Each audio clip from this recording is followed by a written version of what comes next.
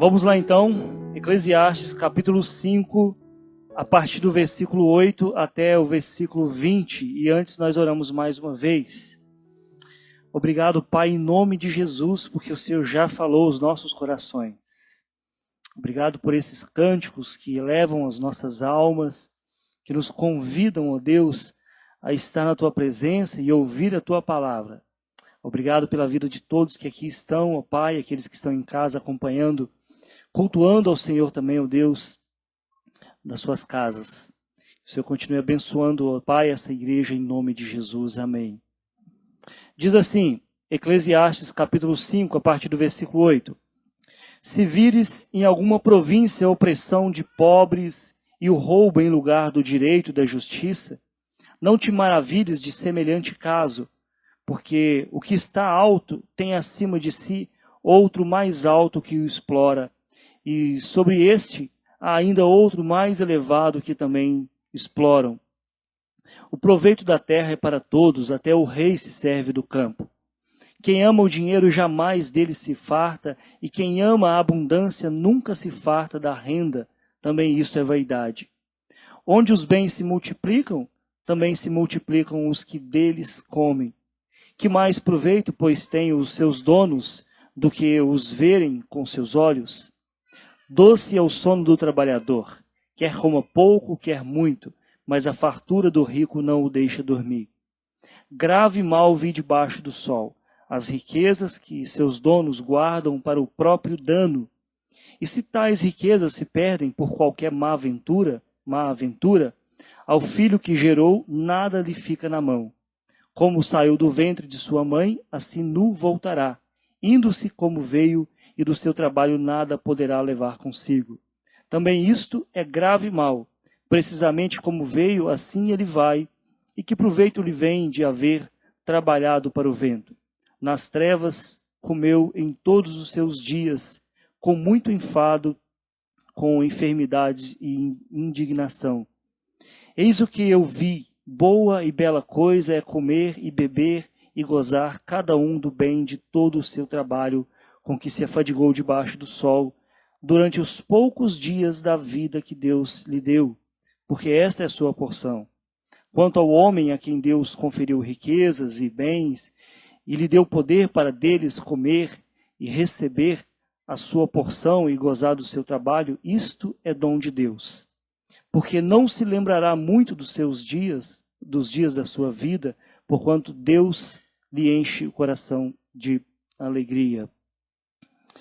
Muito bem, meus irmãos, um texto, na verdade, um pouco mais difícil, mas nós vamos, pela graça de Deus, nos aventurar aqui, pensando o seguinte: se tem algo que todos nós queremos, não adianta vocês mentirem, é dinheiro. É ou não é?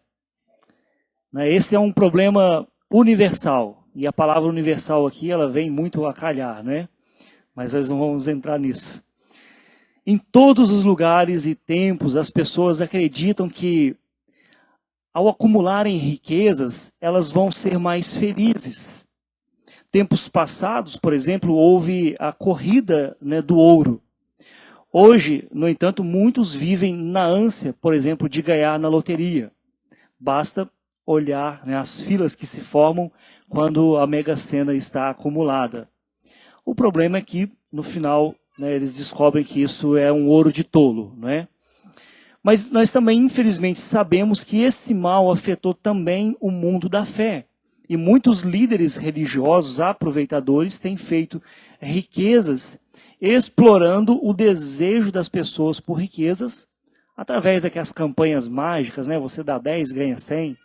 Não sei que inflação que é essa, que juro é esse, mas deixa isso para lá, Mas, enfim, é interessante aqui, já que estamos falando de dinheiro, de riqueza, que esse texto nos confronta sobre isso, é interessante lembrarmos novamente que, no início do reinado de Salomão, o autor desse texto aqui, o Senhor apareceu para ele e prometeu dar tudo que ele pedisse. Basicamente, Deus apareceu para Salomão, ainda jovem, e perguntou para ele: o que você quer? O que você quer? Era uma oferta bem geral, assim, ampla. Contudo, Salomão resistiu à tentação de pedir riqueza, poder, fama, e ao invés disso, ele pediu sabedoria para lidar, né, para liderar com o povo de Deus, né, liderar aquele povo, conduzir aquele povo. E Deus responde para ele nos versículos 12 e 13 do capítulo 12 de 1 Reis, da seguinte forma: tá bom, já que você pediu isso, né? Eis que faço segundo as tuas palavras. Dou-te coração sábio e inteligente, de maneira que antes de ti não houve teu igual, nem depois de ti o haverá. Também, até o que me não pediste eu te dou, tanto riquezas como glória, que não haja teu igual entre os reis por todos os teus dias. E de fato Deus cumpriu essa promessa na vida de Salomão. Alguns estudiosos, inclusive, eles estimam, levando em consideração as evidências bíblicas, que Salomão teria hoje, nos dias de hoje, cerca de 2 trilhões de dólares. 2 trilhões de dólares, não é? O Elon Musk era fichinha perto dele, né? Mas enfim, né, isso claramente habilita Salomão para, né, deixar ele numa posição para falar de dinheiro. Ele era uma pessoa que poderia falar de dinheiro com propriedade. E é justamente isso que ele faz nesse texto aqui. Salomão coloca 3 questões básicas que precisamos conhecer sobre as riquezas, sobre o dinheiro. Por exemplo, os versículos 8 a 12, ele vai falar sobre o que o dinheiro não pode fazer. Depois, os versículos 13 a 17, o que o dinheiro pode fazer. E, né, encerrando os versículos 18 a 20, né, qual é o propósito do dinheiro? Então, o que o dinheiro não pode fazer, o que ele pode fazer e qual é, né, seria ali o propósito do dinheiro. Nós poderíamos também incluir aqui, para fechar, o capítulo 6, versículos de 1 a 9, que nessa sessão está ligado ao final do capítulo 5, porque aqui no capítulo 6, Salomão retorna às 2 primeiras questões sobre a capacidade do dinheiro e a incapacidade do dinheiro. Na verdade, esse texto, né, somando o capítulo 5 com o capítulo 6 até o versículo 9, ele é construído numa estrutura conhecida como, uma palavra estranha, quiasma. Tá? É uma estrutura conhecida como quiasma, que é o quê? É uma forma literária onde a seção central, não é? A seção central é o principal argumento. Ele coloca algumas coisas de cá, outra de cá, é como se fosse um sanduíche. É basicamente isso. Você tem o pão de cá, o outro pão de cá e no meio o recheio. E é justamente isso que Salomão quer que venhamos entender. Os versículos 18 a 20 é o centro. O propósito do dinheiro. Esse é o ponto central de Salomão. É isso que ele quer que nós venhamos olhar. Mas nos versículos anteriores do capítulo 5, nós falamos a semana passada, nós abordamos o contexto da adoração. Agora nós passamos para o tema das riquezas. Se o nosso olhar for um pouquinho assim descuidado, podemos chegar a uma conclusão equivocada de que não tem sequência aqui no pensamento de Salomão. Mas quando nós aprofundamos um pouco mais, nós entendemos que o dinheiro ele é um forte concorrente da nossa adoração. Daí nós podemos compreender, né, que há sim uma sequência no pensamento de Salomão. Semana passada nós falamos sobre adoração. Guarda o pé quando entrares na casa de Deus. E agora ele muda para a questão das riquezas, do dinheiro.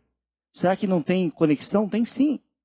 Porque o dinheiro é um forte concorrente da nossa adoração. O Gessé leu aqui, não podeis servir a 2 senhores. Nós não podemos servir a 2 senhores. Então o sábio Salomão aqui, ele está nos orientando na busca pela felicidade nesse mundo quebrado, né, marcado pelo pecado. E nesse mundo quebrado, marcado pelo pecado, nós precisamos saber o lugar certo das coisas, inclusive do dinheiro. Precisamos saber que cada coisa, cada um no seu quadrado, não é? Cada coisa tem o seu lugar, inclusive o dinheiro. Pensando nisso, nós vamos falar em primeiro lugar sobre a incapacidade do dinheiro. O que o dinheiro não pode fazer. Nos versículos 8 a 12, Salomão detalha aqui 4 coisas que o dinheiro não pode fazer. São coisas que nós precisamos, e com certa razão, mas se por um descuido pensarmos que o dinheiro pode trazer isso para nós vamos cair numa decepção tremenda. Em primeiro lugar, o dinheiro não pode trazer justiça. Os versículos 8 e 9, ele fala, olha, se vires em alguma província a opressão de pobres e o roubo em lugar do direito e da justiça, não te maravilhes de semelhante caso, porque o que está alto tem acima de si outro mais alto que o explora. E sobre estes há ainda outros mais elevados que também exploram. Então o texto começa com um alerta para não nos espantarmos com a justiça que existe no mundo. Infelizmente, os efeitos, nós temos falado isso inúmeras vezes, os efeitos do pecado, da rebelião do homem contra o Criador, eles afetaram a ordem estabelecida por Deus, de maneira que sempre haverá alguém explorando o outro. É isso que Salomão está constatando aqui. Mesmo não havendo concordância sobre o que é justiça, no entanto, todos os seres humanos têm uma sede permanente por justiça. Ninguém gosta de ser injustiçado, ainda que às vezes esteja cometendo injustiça contra outra pessoa. E por isso Deus fez o quê? Deus instituiu algumas autoridades para aplicar a justiça no mundo, nesse mundo marcado pelo pó da morte. É por isso que Paulo vai dizer lá em Romanos capítulo 13, no versículo 1, sobre essa questão das autoridades. Ele diz assim, todo homem esteja sujeito às autoridades superiores, porque não há autoridade que não proceda de Deus. E as autoridades que existem foram por ele instituídas. Deus criou as instituições, fundamentou as instituições justamente para que prevaleça a justiça. Mas nós sabemos que na prática não é bem assim que funciona. Por quê? O texto diz no versículo 8, porque o que está alto tem acima de si outro mais alto que o explora, e assim sucessivamente. Sempre haverá alguém querendo explorar o outro. E quando nós pensamos em exploração, em injustiça, em corrupção, por exemplo, nossa mente nos leva automaticamente a pensar nos governantes. O índice de percepção de corrupção e transparência internacional, se você depois der uma pesquisada no Google, você vai ver, atribuiu ao Brasil a classificação, no que diz respeito à justiça, à corrupção, de 96 em 180 países. Ou seja, temos muito ainda a melhorar. Temos muita coisa para fazer. E talvez uma pessoa descuidada pense assim, não, a solução para isso certamente é o dinheiro. Se o governo tiver recursos suficientes, os problemas desaparecerão. Na verdade, não é assim que acontece. Pelo contrário, em países ricos, a injustiça também prevalece. Quando nós falamos em países ricos, parece que o nosso é pobre, mas na verdade o nosso país é muito rico também. No entanto, ainda existe injustiça, corrupção em inúmeros lugares. Por quê? Porque o dinheiro ele é como uma arma nas mãos de quem não sabe usar. É muito perigoso. Mas em segundo lugar, Salomão, trazendo aqui, nos alertando sobre o que o dinheiro não pode fazer, ele vai dizer que o dinheiro também não pode oferecer satisfação para os nossos corações. O versículo 10 ele diz assim, quem ama o dinheiro jamais dele se farta. E quem ama a abundância nunca se farta da renda. Também isto é vaidade. Então, em primeiro lugar, nós precisamos saber que nós não estamos demonizando o dinheiro, meus irmãos. Não é isso. Se você não gosta, inclusive eu passo ali minha conta, você pode dar para mim, tá bom? À vontade. Tá? Nós não estamos demonizando o dinheiro, não é isso. O problema é que a Bíblia destaca sempre, o problema que a Bíblia sempre nos alerta é o amor ao dinheiro. Paulo deixa isso muito claro em sua carta ao jovem pastor Timóteo, capítulo 6, versículo 10, dizendo da seguinte forma, porque o amor ao dinheiro, não é o dinheiro, o amor ao dinheiro é a raiz de todos os males. E alguns, nessa cobiça, se desviaram da fé e a si mesmos se atormentaram com muitas dores. Então ele não é um mal em si, o dinheiro, mas o apego ao dinheiro, a busca constante pelo dinheiro, a adoração, né, ao dinheiro. E nós já vimos aqui em Eclesiastes que Deus colocou a eternidade no coração do homem. Isso quer dizer na prática que nós, seres humanos, somos seres religiosos por natureza. Seres que adoram, que buscam satisfação naquilo que é eterno. E o dinheiro não é eterno. Pelo contrário, não é? Quem ama o dinheiro, o versículo 10 disse, dele jamais vai se satisfazer. Né? Assim como uma pessoa viciada, né, que sempre vai querer mais e mais e mais, até se destruir e destruir aqueles à sua volta, assim também aquele que ama o dinheiro jamais vai satisfazer o seu coração. Há inclusive uma famosa frase que eu acho muito interessante, diz assim, o dinheiro é um ótimo empregado, mas ele é um péssimo patrão. Não trabalhe para ele. Não trabalhe para ele, porque ele vai te escravizar. No capítulo 4, né, o terceiro ponto aqui, né, além do dinheiro não satisfazer os nossos corações, o dinheiro também não pode trazer amigos, amizades. Achei interessante porque eu não combinei, o pessoal cantou aqui sobre Jesus, nosso bom amigo. A Elisa falou também sobre o tesouro. Eu falei, gente, isso só pode ser o Espírito Santo que está agindo aqui. E de fato é, né? Mas no capítulo 4, olha, o dinheiro não pode também trazer amizades. No capítulo 4, nós vimos que é melhor serem 2 do que 1.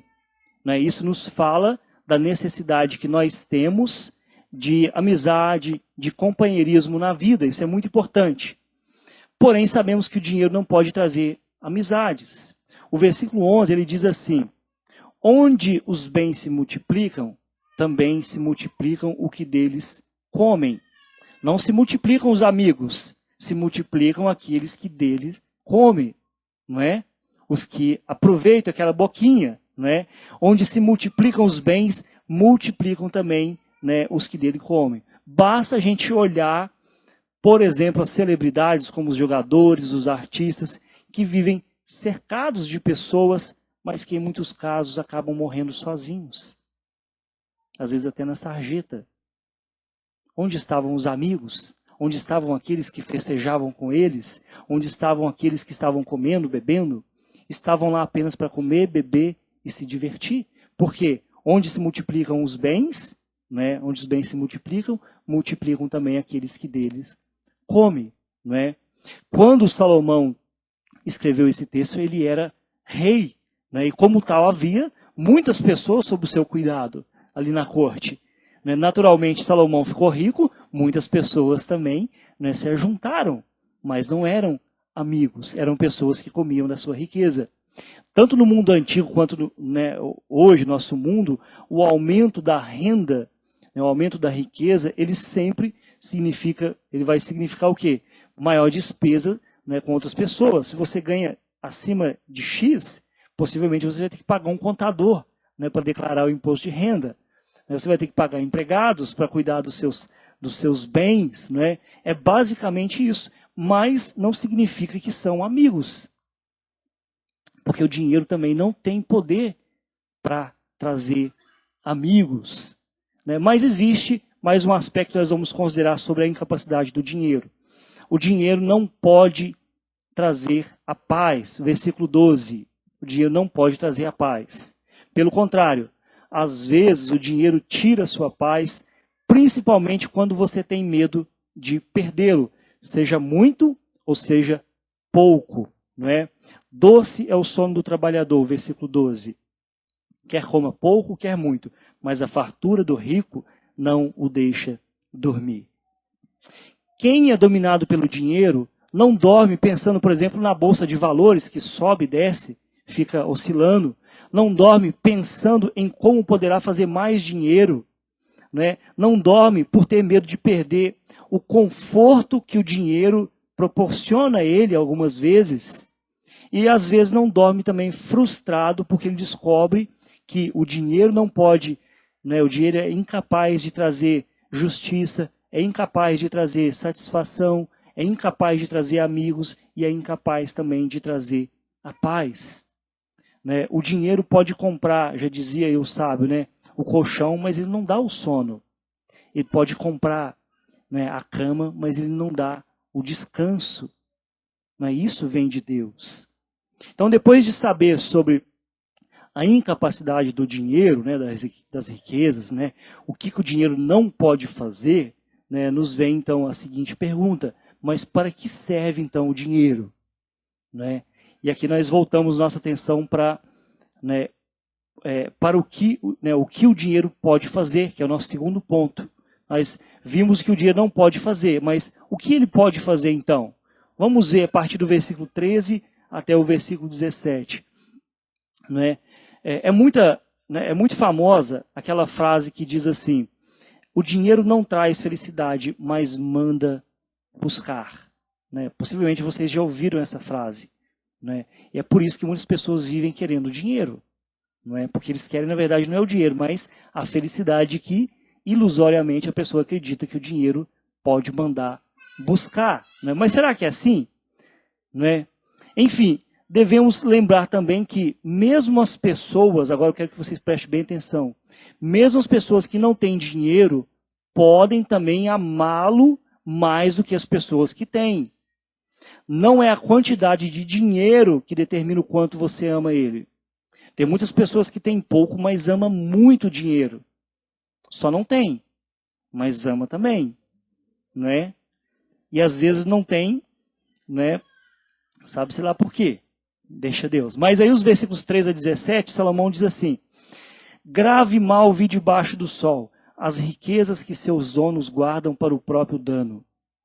E se tais riquezas se perdem por qualquer má aventura? Ao filho que gerou, nada lhe fica na mão. Como saiu do ventre de sua mãe, assim nu voltará. Indo como veio, e do seu trabalho nada poderá levar consigo. Também isto é grave mal. Ele repete 2 vezes: grave mal. Salomão aponta para um exemplo de riqueza desperdiçada para mostrar que a capacidade real do dinheiro é de trazer dor. O que o dinheiro pode fazer? Ele pode causar dor. Eu sei que quando eu falei assim que eu iria, né, destacar aqui o que o dinheiro pode fazer, naturalmente veio na sua cabeça: o dinheiro pode comprar uma viagem, né, o dinheiro pode proporcionar, né, um salão de beleza, o dinheiro pode proporcionar inúmeras coisas, mas não. No contexto aqui, o que o dinheiro pode fazer? Ele pode causar dor. A história aqui é de um homem em particular que acumulou as suas riquezas. Em algum momento ele se aventurou ali num empreendimento ruim, não sei se ele foi na bolsa de valores, não é? Mas enfim, no final ele perdeu toda a sua riqueza.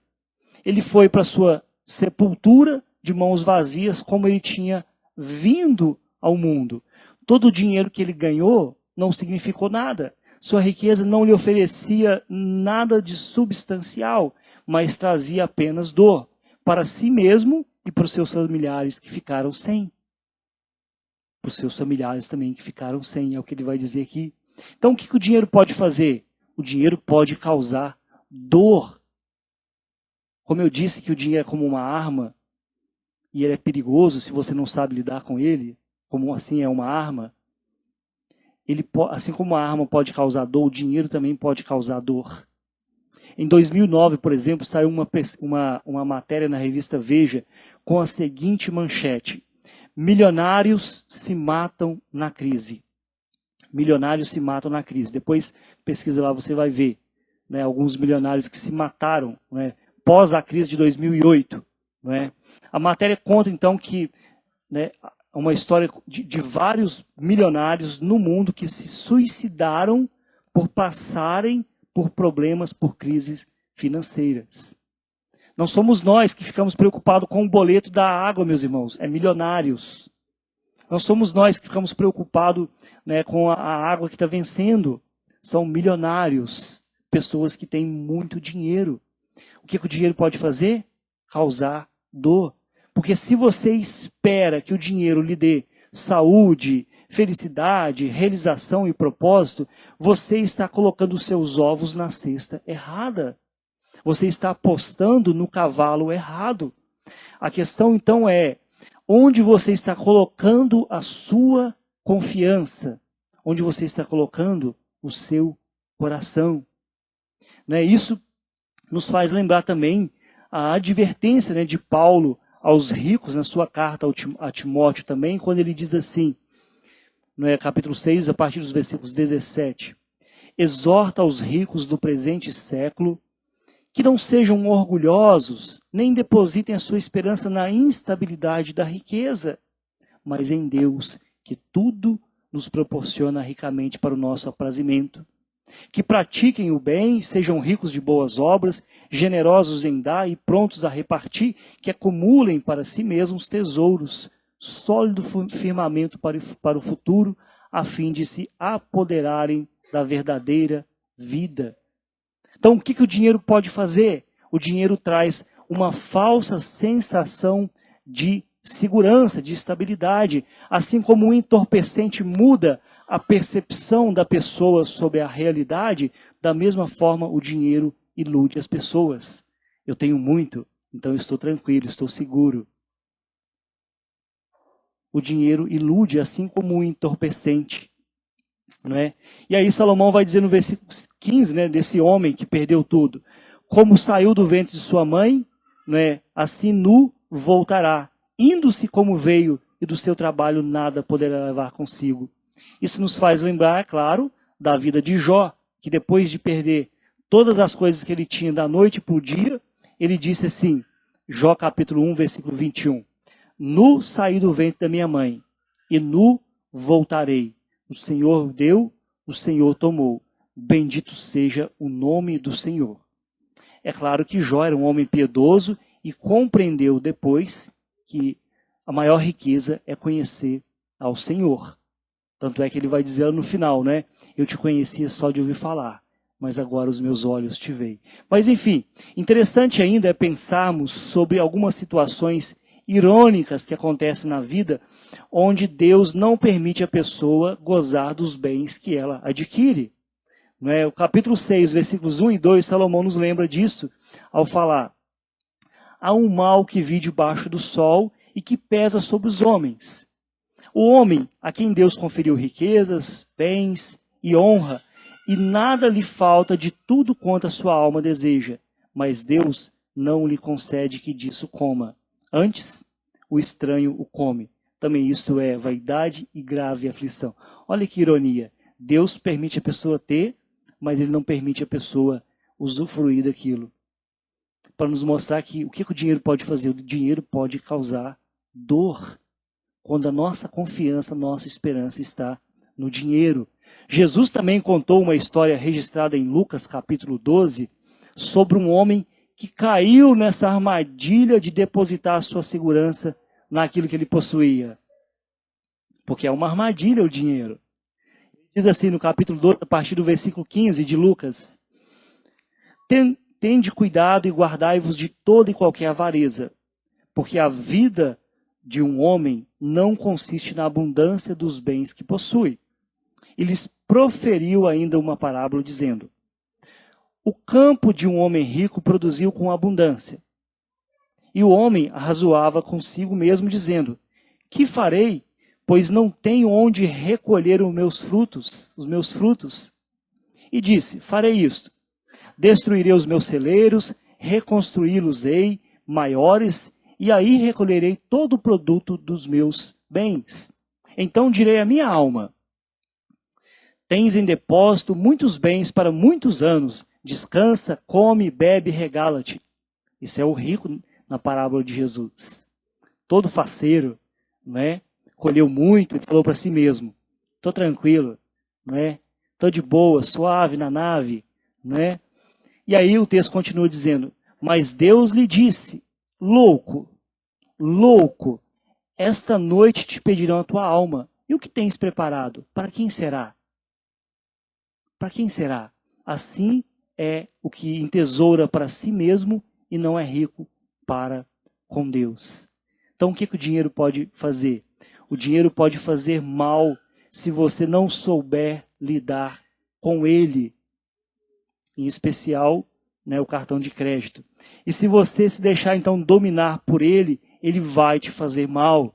Né? Isso vai nos levar ao ponto principal do nosso texto, que é o propósito do dinheiro. Né? Qual é o propósito do dinheiro? Os versículos 18 a 20. Nós vimos que Paulo nos alertou aqui, né? Alertou aos ricos a não depositar sua esperança na instabilidade das riquezas, né? Mas sim em Deus. E aí Salomão coloca de outra forma, ele coloca assim, a partir do versículo 18. Eis o que vi, né? Eis o que eu vi. É diferente a perspectiva dele agora. Eis o que eu vi. Boa e bela coisa é comer e beber e gozar cada um do bem de todo o seu trabalho, com que se fadigou debaixo do sol, durante os poucos dias da vida que Deus lhe deu. Porque esta é a sua porção.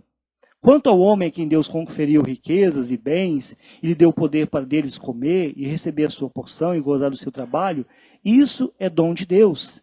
Porque não se lembrará muito dos dias de sua vida, porquanto Deus lhe enche o coração de alegria. Olha que interessante, nos versículos 13 a 17, Salomão destacou o mal que ele havia constatado debaixo do sol. Né?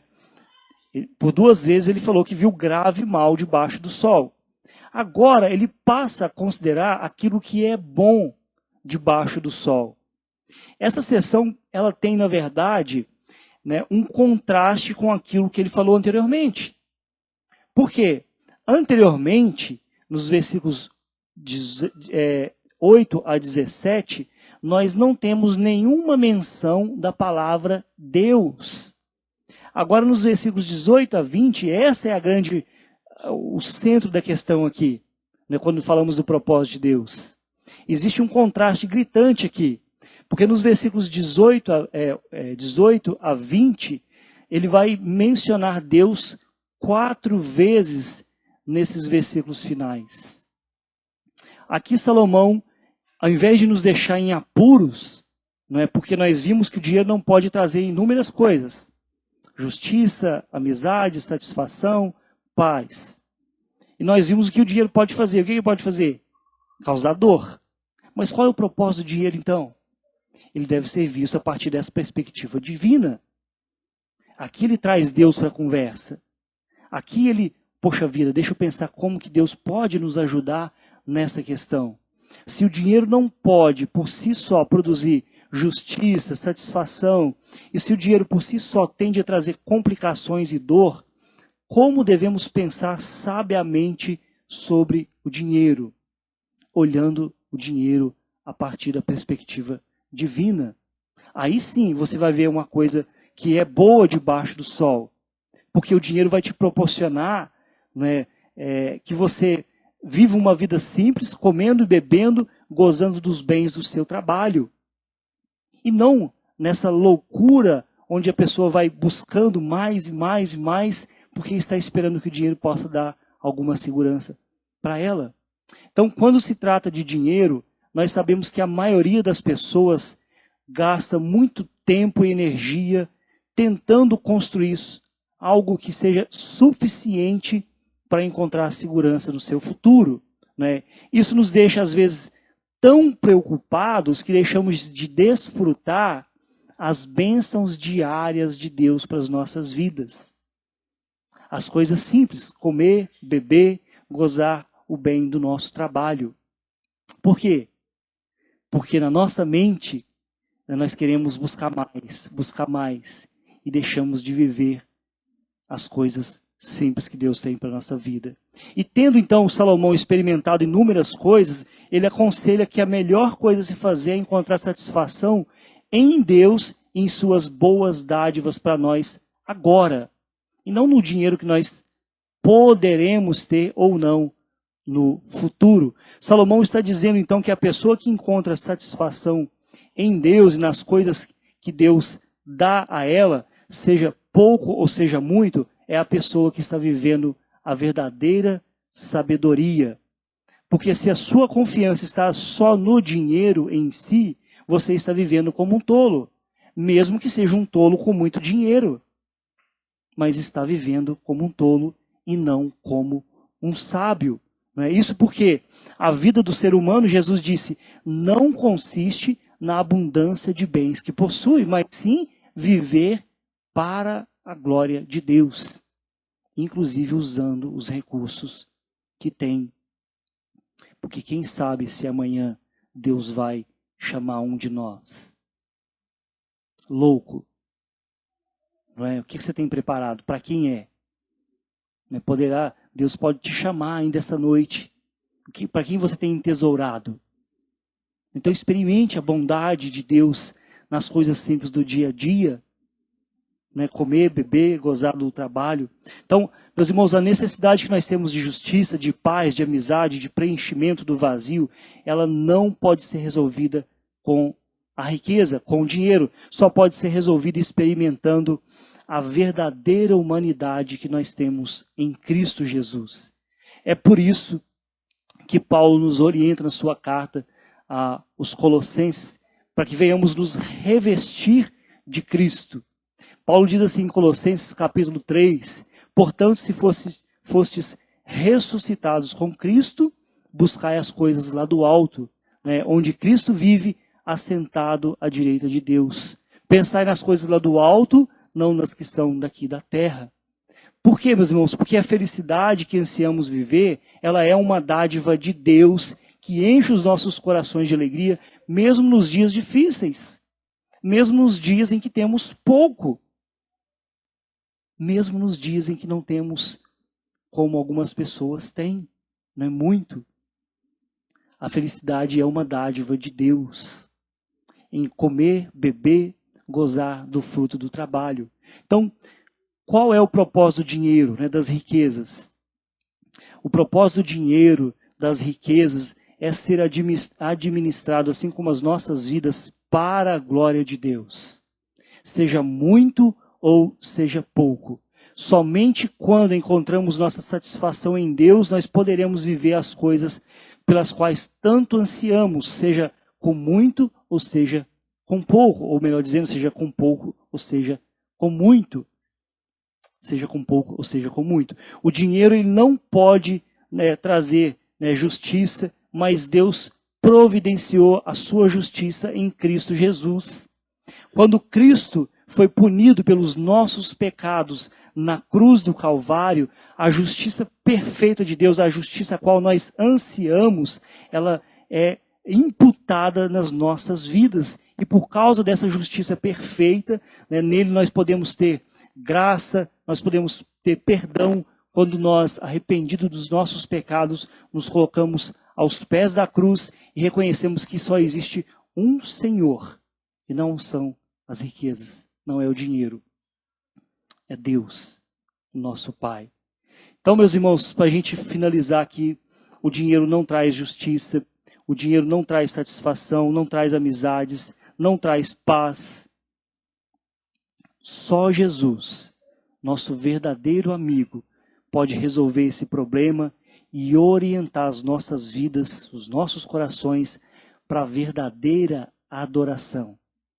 Para não cairmos no engano de adorarmos as riquezas.